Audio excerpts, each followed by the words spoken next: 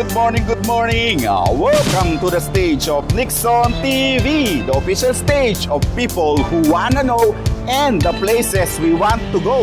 Narito po tayo ngayon sa Abangan Sur. Dito po yan sa Marilao, Bulacan. Halina kayo at tuturuan ko kayong mag-drive sa pinakabagong driving school na 168 Driving School. Tara na, mag-enroll at matutong mag-drive. Ayon sa kasabihan, dalawa lamang daw ang maaaring puntahan ng isang nagmamaneho ng sasakyan. Isa diyan ay ang lugar na nais niyang tunguhin o kaya ay hospital kung hindi man ay morgue. Ito ay bunga ng mga aksidente sa kalsada na maaari naman sanang maiwasan. Ayon nga sa isang datos, ay parami ng parami ang bilang ng mga aksidente sa kalsada. At dahil dito, parami rin ng parami ang mga taong nasasawi. Ang pinakamalaking bilang na kinasasangkutan ng aksidente ay ang kotse. Bakit nga ba halos oras-oras ay may nagaganap na aksidente sa kalsada? Bakit hindi maiwasan ang mga banggaan ng mga sasakyan o ang pagsagasa sa ilang pedestrian? Marami ang dahilan at ang isa rito ay ang kawalan ng kamalayan sa batas trapiko ng mga driver o motorista na marunong ang humawak ng manibela pero hindi naman marunong mag-drive. Bakit hindi mag-aral ng tamang pagmamaneho? Alam nyo ba ang ibig sabihin ng mga traffic sign na ito? Ito ay karaniwan yung nakikita sa kalsada na dapat ay sinusunod. Kung hindi, may violation ka. Halika sa 168 Driving School at ituturo sa inyo kung paano ang tamang pagsunod sa batas trapiko.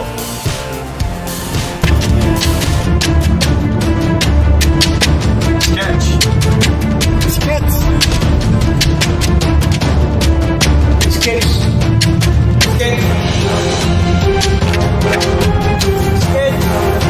Skits!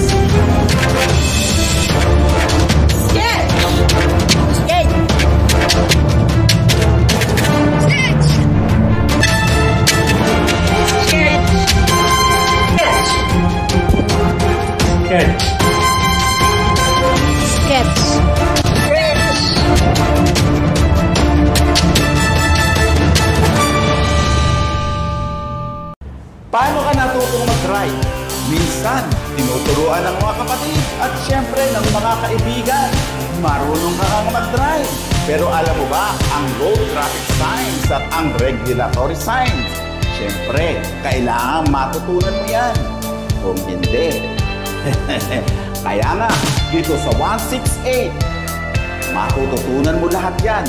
Ituturo sa iyo ang lahat ng kaliit-liitang regulasyon sa trapiko.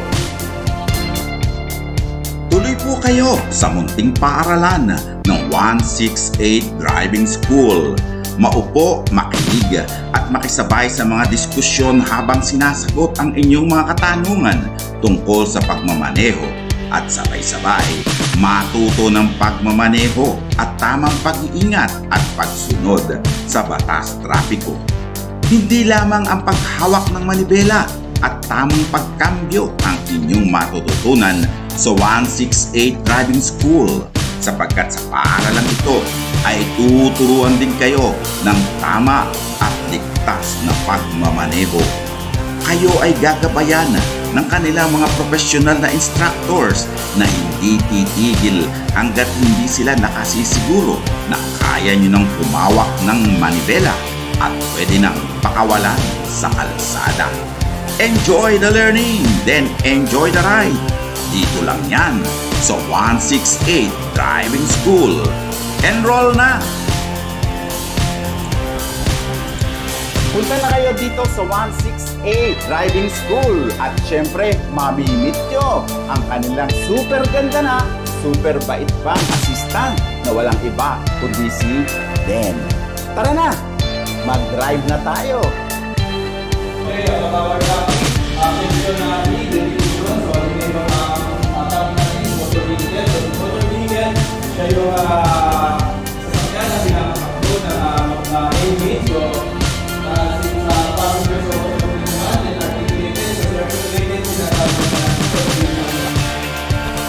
Bagamat bago pa lamang sa ganitong uri ng larangan, ang 168 Driving School ay itinatag sa hangarin na rin ng mga founder nito na sina Ginoong Jong at Cherry Lorenzo na maging instrumento upang maturuan ng gusto at tamang pagmamaneho ang ilang mga nagnanais mag-drive ng kahit na anong uri ng sasakyan.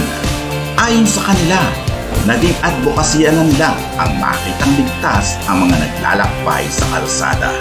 Kaya ang 168 Driving School ay magiging instrumento upang palaganapin ang kaalaman tungkol sa safe driving. Sila ay bukas mula 8:08 ng umaga hanggang 5:00 ng hapon at bukas din sila tuwing araw ng Sabado at pwede rin ang Linggo upang bigyan ng pagkakataon ang ilang mga nagtatrabaho na makapag-aral ng pagmamaneho. Handang maglingkod, handang magbigay ng kaalaman. Iyan ang 168 Driving School. Halina kayo at magpadala na sa kanilang tanggapan sa Marilao, Bulacan. Okay, kasama po natin ngayon ang isa sa pinakagwaping na driving instructor. Dito po yan sa Pilipinas. Sandali po, hindi lang pinakagwaping, pinakamagaling na driving instructor dito sa Pilipinas. Wala akong iba kundi si Rex. Ayan, bati ka sa mga viewers. Po sa lahat ng viewers, malugod po namin yung tatanggapin pag pumunta po kayo dito sa 168 DS Driving School, Marilao. Welcome po kayo anytime. Ayan, okay. Siyempre, good morning sa'yo. Kailan ba na-establish itong 168 na ito? Na-establish po siya, na-accredit po siya noong May 2, 2024. So, nag-start po kami noong June 24. So, bago lang talaga? Yes, sir. Bago lang po. So, nag-accommodate po kami ng PDC, TDC din. So, sa ngayon po, TDC instructor po ako ngayon ng 168 Driving School. Ano yung ibig sabihin ng... Sa TDC po, sir, kukuha po tayo ng student permit. So, TDC stands for Theoretical Driving Course. So, kukuha tayo ng theoretical seminar. 15 hours po yan in 2 days. Then, pagkatapos po ng ating seminar, makakakuha po yung ating estudyante ng student permit. Then, after that, then magpapa-medical po sila. Then, pupunta po sila sa LTO. Then, pagkatapos po nun, after makakuha po sila ng student permit, then, after 32 days, then, pwede po silang kumuha ng PDC, practical driving. So yun na po yung mag-drive na po tayo sa parking, sa kalsada, tuturuan na po natin. So yun na yun yung actual na pagtuturo. Actual driving. So bali, theoretical muna and then pagkatapos. PDC po, kukunin po nila yun kung halimbawa kung anong restriction code ang kukunin nila, kung 4 wheels or single motor, tricycle, so yun po. Teka muna, ako ba, mga ilang edad ang tinatanggap yung mga student driver? Pwede po ba ako dyan? Pwede sir, wala naman pong limit, its limit. So sa student po natin is 16 years old. Then sa pag magna-non-pro naman po tayo is 17. Then the professional 18. So sa 16 po, kailangan po natin ng parents' consent. Kailangan may parents' consent. Kumusta naman ang mga nag-enroll dito? Meron na ba kayo mga natuturuan? Meron na po tayong na-issuean sir. Yung iba po, nakapag-drive na rin with ng probinsya, naghabol sila gusto kasi nila, pinaliwanag ko sa kanila na ang student permit. So pag nakuha nyo, so medyo may 2 days. So pag nakuha po natin yan, hindi po yan na lisensya. So permit lang po yan, permiso ni LTO na kayo po ay pwede nang turuan. Then po pagkatapos po ng 32 days, doon pa lang po tayo magkakaroon ng non-pro or lehitimong lisensya para mag-drive mag-isa. Okay. Teka muna. Ano nga po ba ang student permit sa driving? So, ang student permit po, ito po ay isang ini-issue ni LTO para po magkaroon tayo ng permiso na tayo ay turuan sa school na mag-drive. So, hindi po ito lisensya na para po tayo mag-drive mag-isa. So, kailangan po may companion po tayo ng katulad nyo, instructor. Duly licensed or non-pro or professional, pwede po tayong samahan nila. Then pagkatapos po, nakapag non-pro na po tayo after 32 days, then pwede na po tayong mag-drive doon ng mag-isa. Teka, okay, ito. Ano naman po ang pagkakaiba ng professional sa non-professional driver? Sa professional drive license po, dati po kasi iniisip natin sino magaling o sino ganito po. Sa professional driver's license po, sila po yung mga nagda-drive ng ating mga panghanap buhay. So yun po yung mga nakikita natin sa mga jeepney drivers. Okay. Basta po panghanap May mga buhay, truck, o tricycle, gagamit po tayo ng professional Pati ba tricycle kailangan? panghanap buhay po. Okay. So, kailangan po yung may mga prangkisa, yung mga panghanap buhay po, or yung mga pinagkakakitaan po natin yung ating sasakyan. So, tumatanggap po tayo ng mga hire, ganyan. Then, for hire, then kung mga private naman po, so, pang non-pro po dapat yung Okay. Ibig mo sabihin, halimbawa ako, meron akong private ako na car. Iyon ang non-professional. Opo, pwede po. Pero pag kami tricycle ako, Basta po pang hanap buhay gagamit. professional na yun. Okay. Ngayon ko lang natutunan. Teka muna, kayo pala ay nagtuturo hindi lamang ng mga four-wheel drive, kundi meron nagtuturo din kayo ng motorcycle. Opo, Pag-drive nagtuturo po tayo. Ngayon lang mo nakakita ng gano'n na driving school na meron. Meron po tayo, dati po kasi ang restriction code natin is 1, 2, 3, ngayon po, A1, B1, B2. So naka-restrict po sa atin sa lisensya kung ano po yung dapat natin. So meron po tayong manual din, meron din po tayong matic. So pagka po tayo nag-drive ng manual sa restriction code natin, so pwede rin po tayo mag-drive ng matic. So kung matic po naman ang i-drive natin sa restriction code, hindi po tayo pwede mag-drive ng matic. So ganun po yung restriction code natin. Okay. Teka, mabalik po tayo sa 168. Ito po ba tayo araw-araw? Anong oras po kayo nag-start? Nag-start po kami ng 8 to 5 p.m. 8 to 5? p.m. Then Monday, Tuesday po, meron po tayong TDC seminar dyan. So may session 1 po tayo, may session 2 po tayo. So on session 1 and 2, Monday and Tuesday. Opo. Yan. TDC po natin yun. So theoretical seminar po natin yun. Then dito po tayo sa ating room. Then dito po tayo magsiseminar. Then pagkatapos po nun, Miyerkules, Webes, Bernes, or Wednesday, Thursday, Friday, pwede na po tayo schedule po ng PDC. Actual trial. Wow, ang galing. Meron din po kaming Sabado pagka yung mga nagpi-PDC po. PDC. Pero yun special na yun, hindi? Hindi naman po. Bali, pag Sabado po, na may schedule din po kami. Okay. Nakakapag-schedule. So, mula Monday hanggang Saturday ang office nyo. So, 5 to 8. Okay. Matanong ko lang, gano'n naman ka-competitive ang enrollment fee?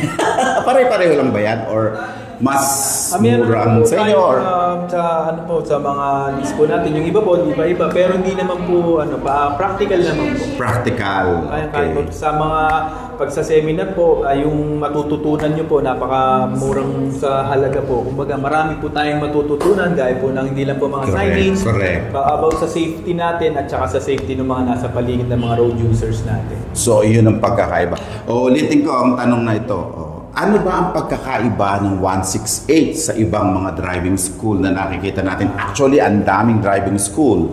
Sa 168 po, sinisiguro namin na ang aming mga pinag-issue ng certificate sa legit and qualified na mag-drive sa ating road. Then, sigurado po mga parents or sa mga minors natin, sigurado po nga matuturuan po natin ang mga ating mga estudyante. Kagaya po ng ating mga sasakyan, meron po tayo dyang camera, so pang protection po sa ating mga clients, then mga drivers, and mga road users po na nakapamimig po sa atin. So safe na safe po sila.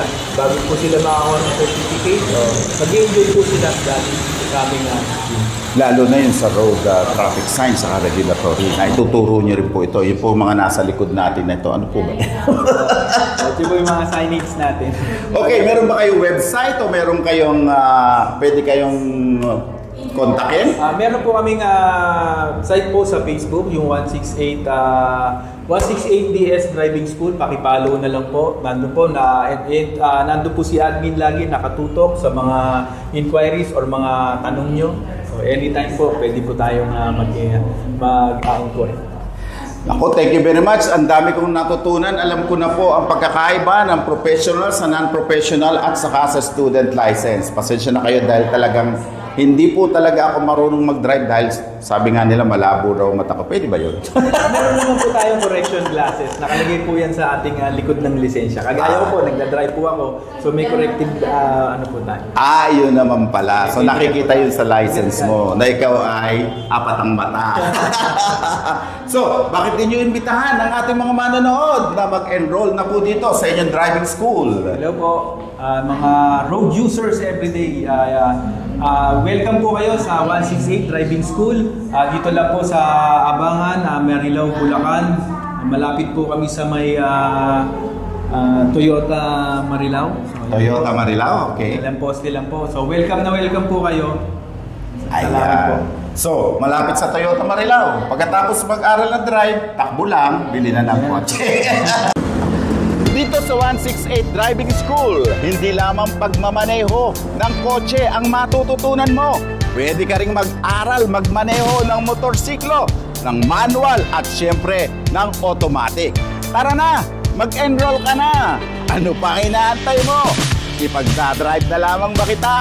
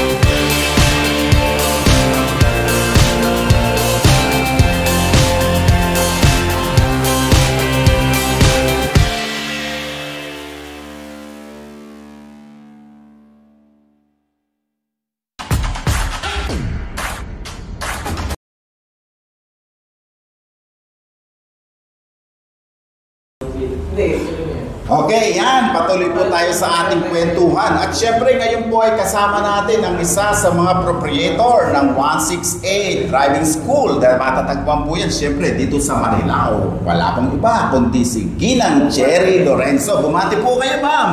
Hello po, magandang araw sa inyo lahat.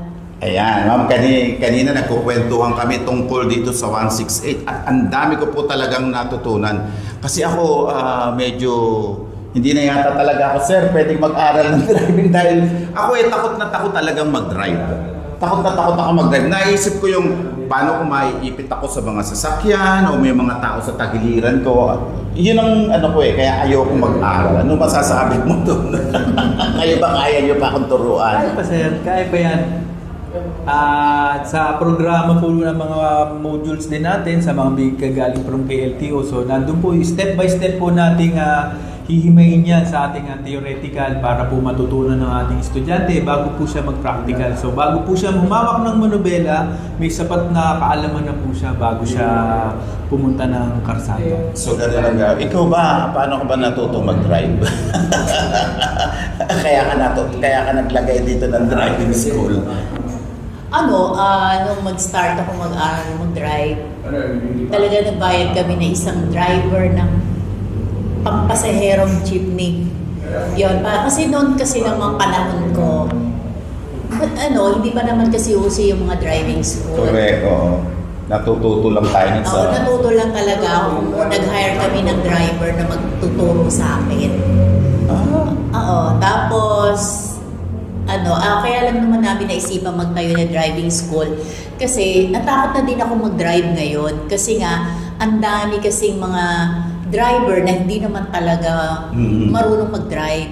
Alam lang nila magpatakbo ng sasakyan pero mga aral lang sila. Oo, hindi nila nalalaman yung mga tamang pagmamaneho ng sasakyan. Lalo na yung mga traffic rules, no? Lalo na yung mga motorsiklo na bigla nila sumisingit sa mga kanan mo na hindi mo napapansin. Kaya ang dami aksidente din dahil doon. Kasi hindi nila alam saan ba talaga sila lugar. Correct. Kayo, sir, paano ginagawa niyo doon? Paano niyo tinuturo niyo din ba yun na bigla na lang meron susulpot na sir, sa mga motorsiklo kasi sa mga dumaan po sa ating 168 or sa mga driving school, so alam po nila yan kung paano yung bawal, kung paano yung pwede. So tinuturo nyo rin talaga tinuturo po natin yan. So step by step po yan hanggang sa signage, sa mga So paano po maging defensive drivers. So yun po yung importante. So kailangan po yung kaligtasan, number 1 po yan. Ang galing. Kayo, bakit ba naisipan niyo magtayo? Kayo naman ay mayaman na, marami naman kayo ng mga business.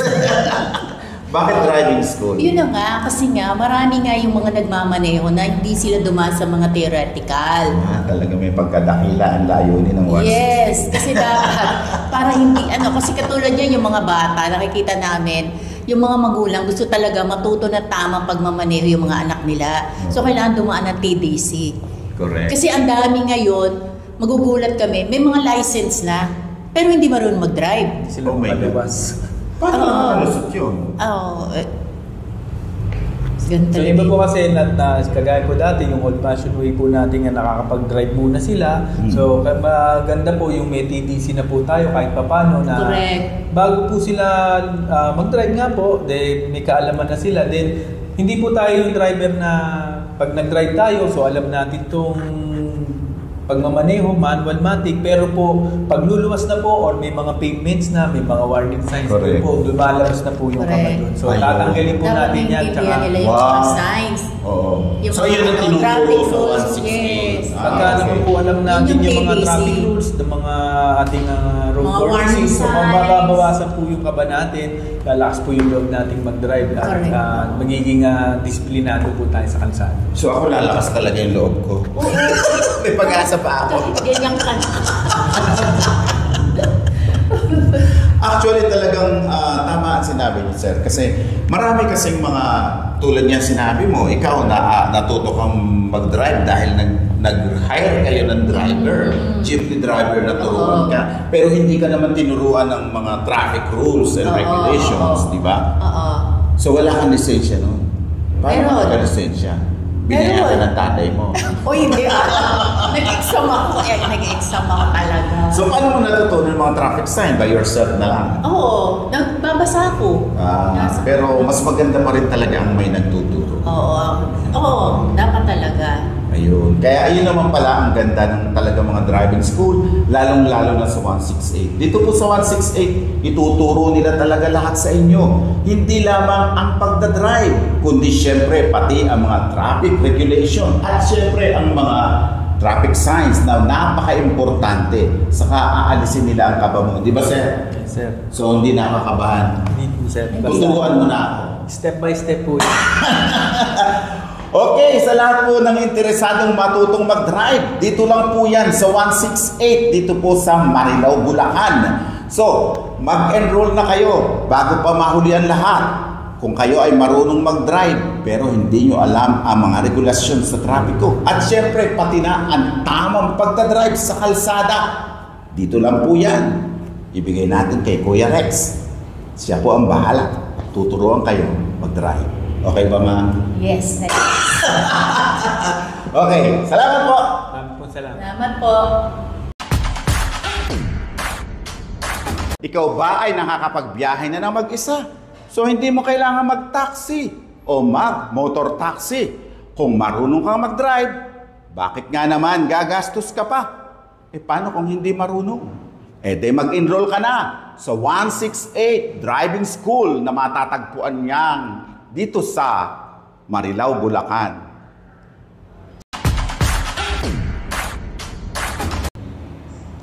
Tara na! Dito na tayo sa 168 Driving School at para matutuhan mo ang ilang mga batas, trapiko.